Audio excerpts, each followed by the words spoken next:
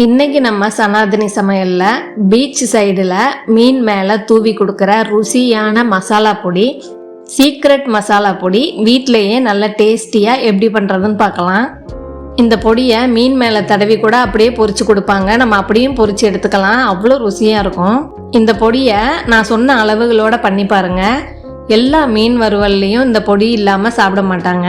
இந்த சீக்ரெட் பொடி பண்றதுக்கு 1 ஸ்பூன் அளவுக்கு எண்ணெய் எடுத்துக்கோங்க. அதை நம்ம கடாயில் சேர்த்துக்கலாம்.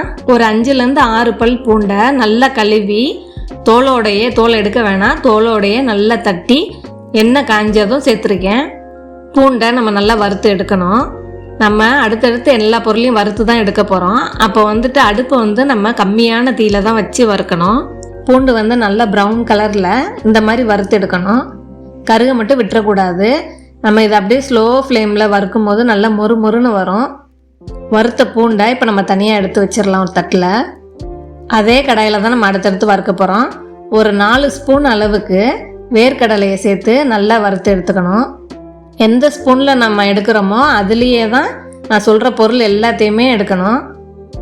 ஸ்லோ ஃப்ளேமில் நல்லா வேர்க்கடலையை நல்லா வறுத்தாச்சு.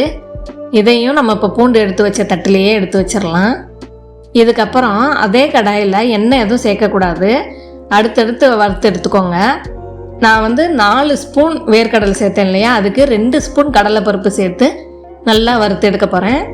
கடலைப்பருப்பு கருகாமல் நல்லா செவந்து வந்தால் போதும். நல்லா செவந்து வந்திருக்கு பாருங்கள். இதையும் அதே தட்டில் நம்ம தனியாக எடுத்து வச்சிடலாம்.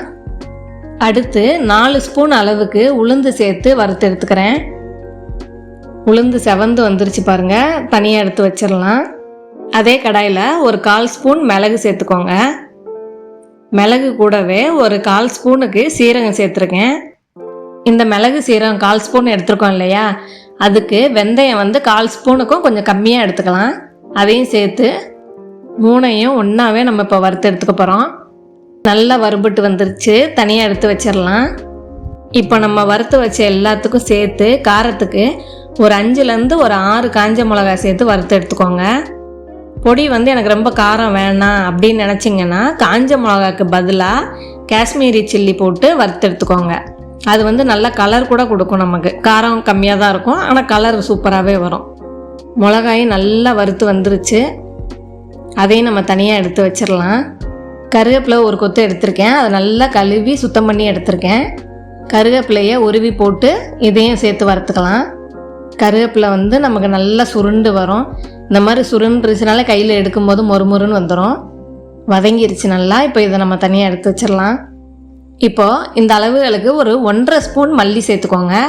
ஒரு 1.5 ஸ்பூன் மல்லி சேர்த்து அதையும் நம்ம நல்லா வறுத்து எடுத்துக்கலாம். நல்லா செவக்க விட்டுருங்க. நல்லா செவந்து வந்துருச்சு, அதையும் நம்ம எடுத்து வச்சிடலாம். இப்போ இந்த பொடியை நம்ம ரெடி பண்ணி வைக்க போகிறோம், கொஞ்ச நாளைக்கு நான் வச்சு யூஸ் பண்ண போகிறேன் அப்படின்னீங்கன்னா கல்லுப்பையும் அடுப்பை ஆஃப் பண்ணிவிட்டு கடாயோட சூட்லேயே சேர்த்து வறுத்து எடுத்துக்கோங்க. பொடி நமக்கு சீக்கிரம் கெடாது, ஏன்னா ஏற்கனவே எண்ணெய் சேர்த்து நம்ம வறுத்துருக்கோம் இல்லையா. இப்போ நம்ம வறுத்த எல்லாத்தையுமே எடுத்து வச்சுருக்கோம். இதை நல்லா ஆற விட்டுறணும். நல்லா ஆறுனதும் ஜாரில் சேர்த்துக்கோங்க.